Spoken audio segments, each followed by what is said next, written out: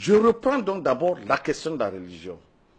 Problème, l'Asie, la Chine et l'Inde n'ont pas eu besoin du christianisme et de l'islam pour être là où ils sont. D'où vient-il que les Africains soient accrochés au christianisme et à l'islam pour s'en sortir? Le juif est juif, l'arabe est arabe. Vous entendez l'Europe chrétienne? Elle ne veut pas se faire avec l'islam. D'où vient-il que les Africains veulent être africains en n'ayant pas de religion à eux? Ils veulent être africains en étant musulmans, ils veulent être africains en étant chrétiens, ils veulent être africains en étant bouddhistes. Vous voulez créer quelle Afrique dans cette méthode-là? Donc vous comprenez très bien qu'il faut savoir ce que c'est que la religion. La religion a pour but de contrôler les esprits et les comportements. La religion est un enjeu politique, ce n'est pas une question individuelle, messieurs. La question religieuse, c'est une question collective. L'enjeu de la religion, c'est de briser la capacité des faibles à se révolter. Et pendant ce temps, cette même religion n'empêche pas les puissants de continuer à être puissants. Conséquence, si vous êtes dans cette religion, vous êtes perdu. Qui plus est, ces religions sont des prétentions. Vous avez écouté tout à l'heure notre ami Balok. C'est une hérésie de dire que Jésus va vous sauver ou Mahomet. D'abord, Jésus et Mahomet doivent être aux arrêts. Pourquoi aux arrêts? Voilà des personnes qui ont la prétention d'avoir eu Dieu en esprit et qui ont organisé des religions qui ont conduit au génocide, qui payent la facture.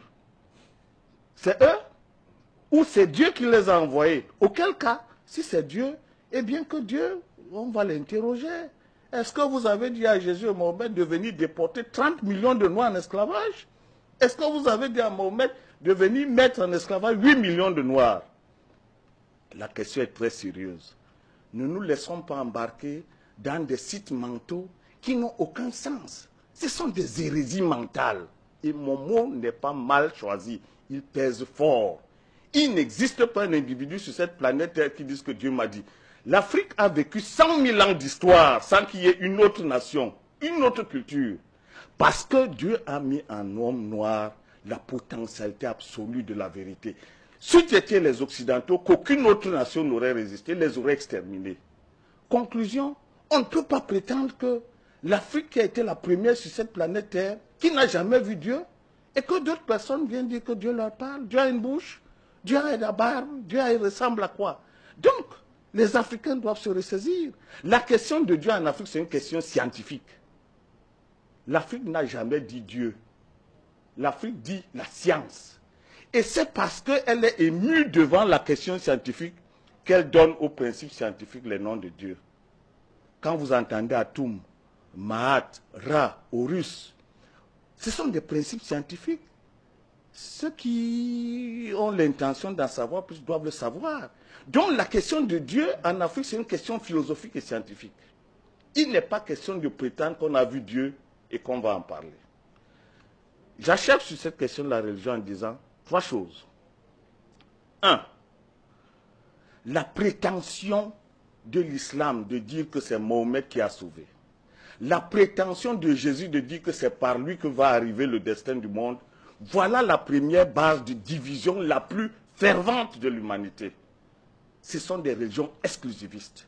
Le seul fait que chacun prétende que tu ne passes pas par moi, tu ne vas pas voir Dieu, tu es perdu. Et vos mamans, vous les laissez à qui? Si le salut individuel, votre famille, vous la donnez à qui? Vous partez seul, vous laissez les autres? Vous comprenez donc que la question de Jésus et de Mahomet, c'est une question anthropologique. C'est le sens individualiste de l'histoire de l'humanité proposé par l'Occident, qui n'est pas un sens africain. Dire que vous allez avoir votre salut par Jésus ou Mahomet, c'est une faute en Afrique. Vous ne pouvez pas laisser votre père et vos cousins.